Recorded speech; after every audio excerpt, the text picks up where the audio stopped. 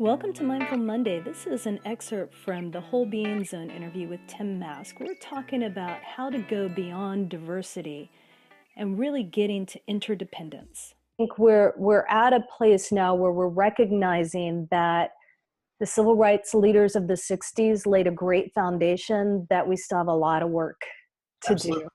And looking at everything that's come up in the past year, particularly in Silicon Valley with attitudes towards women, and thinking about, okay, what if we take a moment to look way far forward, not just in the immediate at what's happening, but let's look a generation or two generations ahead.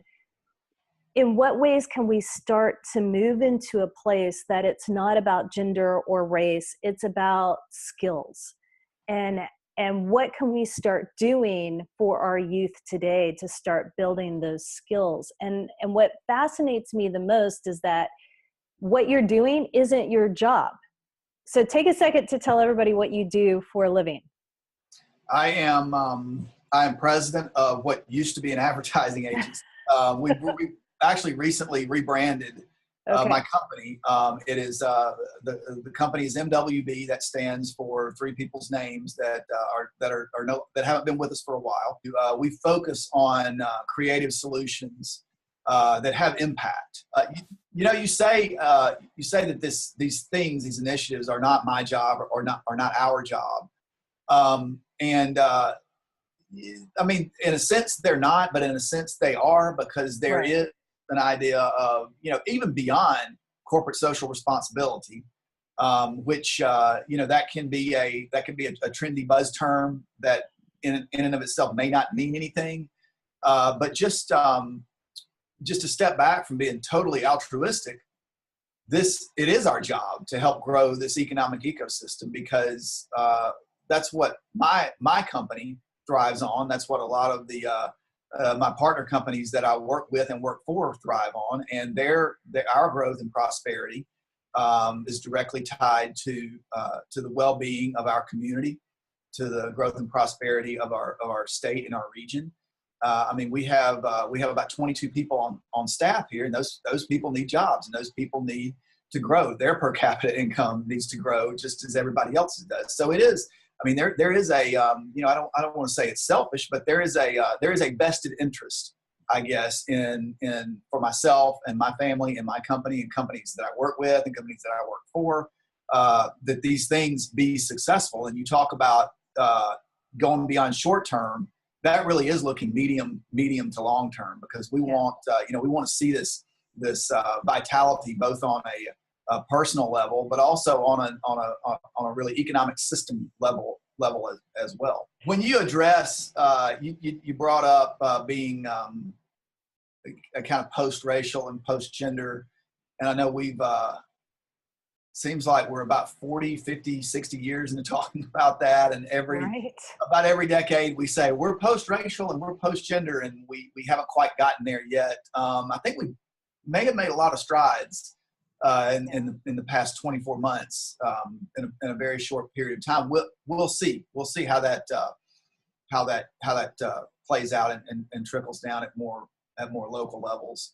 I think one thing that let's just say in I don't want to say rural areas, but in smaller communities, such as the state of Mississippi and other areas, one issue that we're going to have to figure out how to solve, if these regions of the country are going to remain or become vibrant, is venture capital.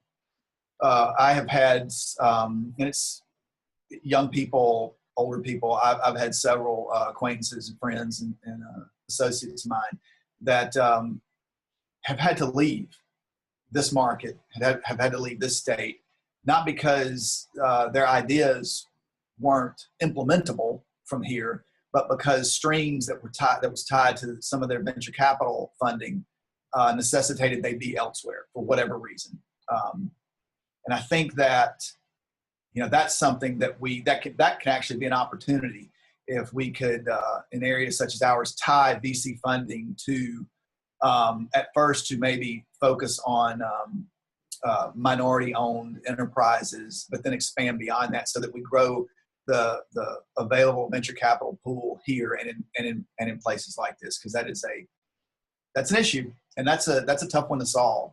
And there's not really much from a policy, from a government standpoint, that you can do with that. So that's going to be a much heavier lift. There's a preconceived notion of values and beliefs that, while yes, there are people there that hold those values and beliefs, sure, not everybody does.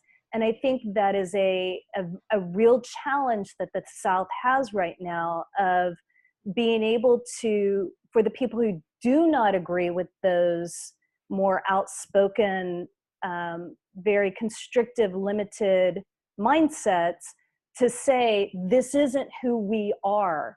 Right. And who we really are is this. And this is exactly the kind of people and value system that is going to push forward, like what you're talking about, that it is all encompassing, and it is interdependent, and it is, all of us are in it together, and we help each other grow, and not the very more, shall we say, visible viewpoint that's happening in the media and politics about the South. And I would love to continue this conversation on venture capitalists and looking at why people are pulling money and resources out of very good places, and particularly not only the Sun Belt, but the flyover states, that really, we don't have a choice to continue to ignore these places. It's not all San Francisco and Austin and New York City.